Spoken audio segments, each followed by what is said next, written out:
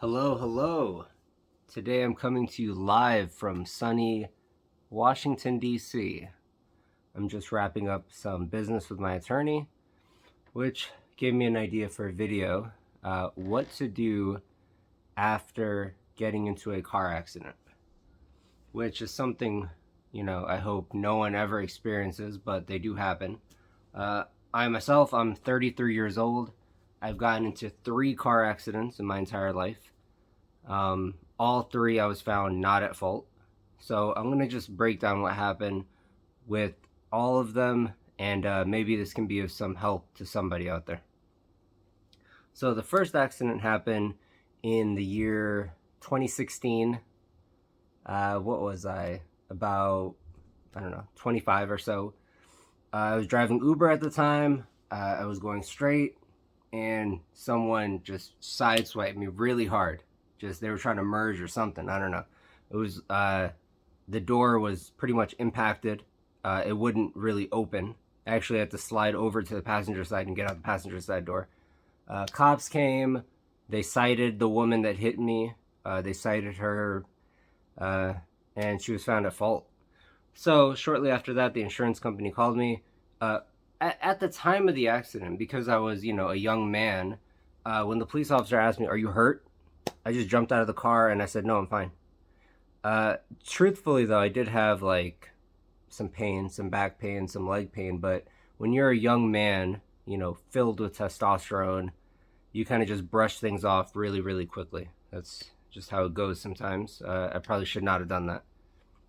But the way that one worked was it took about a week for the insurance company to call me, and they said, our insured driver is at fault. We'll fix your car. They fixed my car. I got back on the road. Okay. So, and they provided a rental, of course, throughout, while my car was in the shop. Now, the second accident that I got into, I was driving. I was in, where was I? I think I was in Bethesda, Maryland. So, I was merging, and someone merged their car. They had a blue car, I had a silver car. They merged and scraped the side of my car. There's a long blue streak on the side of my car, and they didn't stop. They kept going. Okay, it was the strangest feeling in the world, getting hit in the middle of traffic and seeing someone just keep moving. So what do? Obviously, I tail them. I drive right behind them. I take a picture of their license plate. I record, a video showing their license plate, showing their car, showing everything. So I call the police. I'm on the police. I'm on the phone with the police. I'm like, "Hey, someone just hit my car. I'm following them." They said, "Describe the car." Described it. Described the driver. Described the license plate. Everything. And then they said, "Okay, great job. Pull over." I said, "Excuse me?" She said, the operator said, "Pull over. It's very dangerous to follow a car in this way. We don't need you to do that. Pull over." So, for better or worse, I pulled over immediately. The cop came out, gave me a report. So, in this instance, though, I was so used to, I thought the process was you get hit, God forbid, but you get hit, you're not at fault, insurance company steps up, fixes your car. This one was different, though, because I was waiting for the police to find the driver, and 1 week passes, 2 week passes. I'm driving around with a blue streak on the side of my car. 3 weeks passes. I call the police officer. I call the police department. They tell me we can't find the car.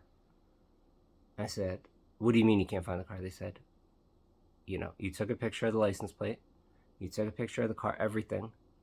The insurance company can't find the car via that license plate. The police department cannot find that car via the license plate." And I said, "So what do I do?" And they said, "We don't know what to tell you."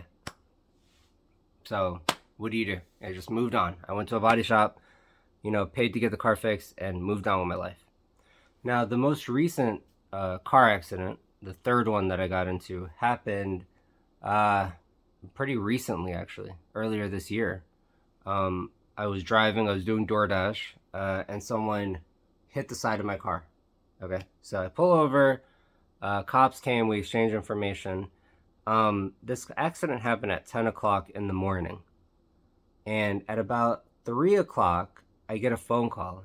It came to my knowledge that, the insured driver, they have Progressive, okay? And I have Geico. So I get a phone call and they say, "Hi, it comes to our understanding you got into a car accident. Would you like some legal representation?" To which I said, "Who are you?" You know what I mean? Who are you? And they said, "Would you like legal representation?" I said, "Okay, who are you? Do you represent Geico? Do you represent Progressive? Who are you? How did you get my information?" And they said, when you make a police report after a car accident, this is public information apparently. So they asked me, "Am I having any pain?" And the truth was, yeah, I was having pain actually. But all of this whole thing was brand new for me. I never used an attorney. I never, you know, got any compensation for missing work, any kind of trouble and headache, and got to take a lift here, Uber there, got to pay out of pocket, got to miss stuff. I never got compensated, after a car accident. So this was all new. But long story short, an attorney called me. I said, yes, I'm interested. They got me to a chiropractor immediately. Every law firm, they have a network, that they would recommend to you. But anyways, went to a chiropractor for about 30 days. It was found that it aggravated some sciatica pain that I had. Long story short, I was compensated for missed work, aggravation, things of that nature. So, long story short, if you were to get into a car accident, understand this. It is not going to be a quick process. In fact, the longer the treatment, uh, the more you'll get out of it.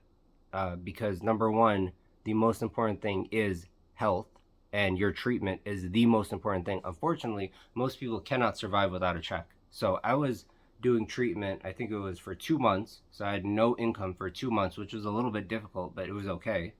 Some people, they can't survive one day without income. You know what I mean? How long can you survive? Can you survive a year, 2 years without income? That is the major question after getting into a car accident if you want to assess it properly. But long story short, if you get into a car accident, I hope they don't run. If they hit and run, which is, it's not just illegal, it's really a big deal if they do that. But let's just say someone hits you, they're at fault, they pull over, immediately call the police, get them to come out. I would personally, my suggestion to you would be to take an ambulance to the hospital, because there are some things that you may not even know. It's going to be delayed pain a lot of times, and I would just let a medical professional handle everything. Don't just assume, oh, my leg kind of hurts, but it's no big deal. Don't assume that. Let the medical professionals handle everything. And don't just take on any attorney. Don't. Trust me. You're going to want to read reviews before going to an attorney. And if you do pick the wrong attorney, don't be scared to start from scratch. I had to do that. I picked the wrong attorney. I'm going to tell you the truth. After I got them, the things they were doing made 0 sense. I looked up their reviews online. It was a 1 star. I said I made a huge mistake. I invested over a month of my time with them. I fired them. I owed them nothing. Make sure you read your contract. I owed them nothing. I went to another law firm. They handled it great. And I did end up getting a settlement check, which I think was appropriate for the time I missed from work and all the headache that their Progressive's insured driver caused me. So I hope this was of some help to somebody. See ya.